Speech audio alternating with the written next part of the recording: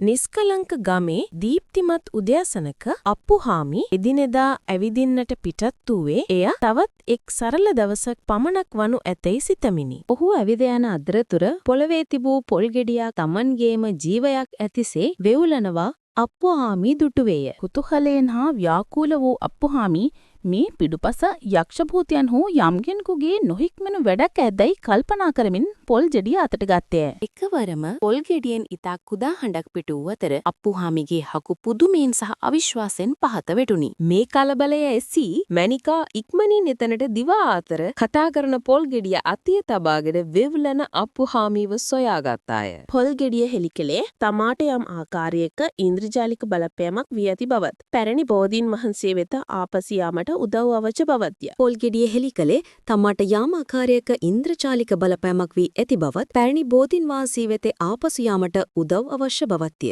බෝධීන් වහන්සේ ආලෝකයෙන් දිදුලමින් අප්පුහාමිට සහ මැනිකාට ඔවුන්ගේ කරුණාව විනුවෙන් ආශිර්වාද කළසේකා. ආශිර්වාද ලද සහ ප්‍රීතියෙන් යුක්තව අප්පුහාමි සහ මෙනිකා මේ අමුතු නමුත් පුදුමාකාර දවසට සිනාසෙමින් ආපසු නිවසට ඇවිද ගියහා. මෙවැනි වීඩියෝ තවත් නැරඹීමට මෙම චැනලයට පිවිසෙන්න ස්තුතියි.